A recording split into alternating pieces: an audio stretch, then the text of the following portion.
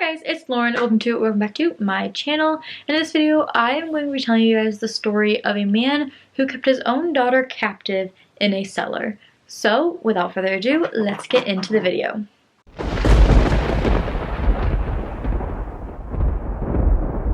It all started in 1984 when she was only 18 years old. Joseph Fritzl asked his daughter Elizabeth to help him fix a cellar door in their home in Austria. He'd been building out this basement for years. It consisted of lots of heavy concrete and heavy hinged doors. In fact, you needed to go through 8 doors in order to get to the cellar. While Elizabeth was down there, he held a cloth soaked in ether over her mouth and nose, and she was held captive for sexual abuse. He told his wife and kids that she had run away to join a religious cult. The only reason they believed this is because she had threatened to run away before. And Joseph has a history of violent behavior. In 1967, he broke into the home of a 24-year-old nurse and sexually assaulted her while holding a knife up to her throat. He was also named a suspect in an attempted rape that year. He was arrested and served 12 months in prison. After 15 years though, his record was completely expunged. Elizabeth was kept captive for the next 24 years. In the winter, it was very damp and cold, and then in the summer, it was like a sauna in there. He told her that if she didn't do as he said, her treatment would get worse and she wouldn't escape from it anyways. Because of the sexual abuse, she had actually gotten pregnant multiple times. She ended up having 7 babies. 3 stayed underground with her. The other 3 went up to live with Joseph and his wife Rosemary, and then the other one had unfortunately passed away shortly after birth, and they ended up cremating that body. It's thought that he had convinced his wife and children that these 3 kids just showed up on their doorstep and asked them for help, so they decided to take them in. And they were even given permission by social workers to take them in and care for them and become their foster parents. However, in 2008, Elizabeth finally found her chance. Her 19-year-old daughter had gotten very sick, and she somehow convinced Joseph to take her to the hospital. He told the staff the same thing that he had told his wife, that Elizabeth had run away to join a religious cult, and then of course he added the fact that she had come back with teenage daughters. However, the medical staff was very skeptical, so they ended up alerting authorities. Later, Elizabeth was actually able to return to the hospital alone in order to see her daughter, and that's where authorities were waiting. At 42 years old, Elizabeth finally got to tell them her story.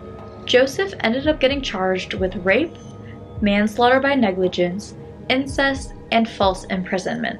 In March 2009, he was sentenced to life in prison without the possibility of parole for 15 years, and that would bring us to 2024.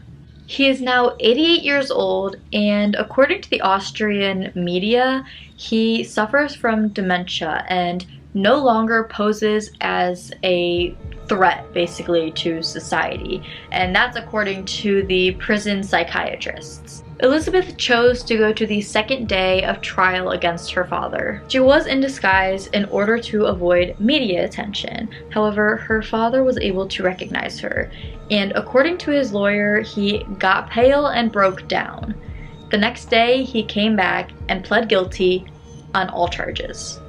Elizabeth and her kids were taken into a local clinic. In years since, they've all received extensive psychological and medical treatment. In May of 2008, the family wanted to thank locals for their support. Elizabeth, her kids, and her mother all made a handmade poster.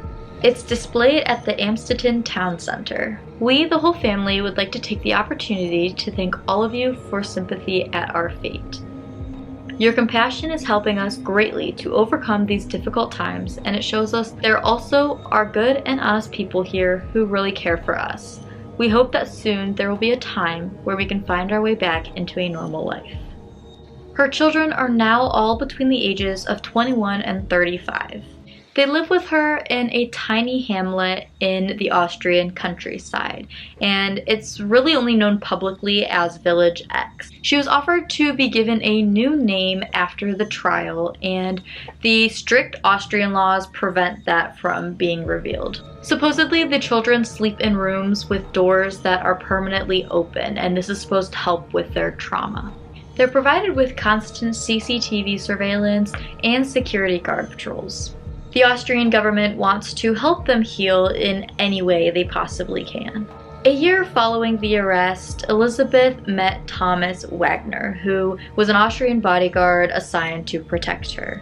They fell in love and he moved in with the family. So that is all I have for this case. I was very fascinated by it, and as much as it's unfortunate that her daughter had gotten sick, that was really the only way out.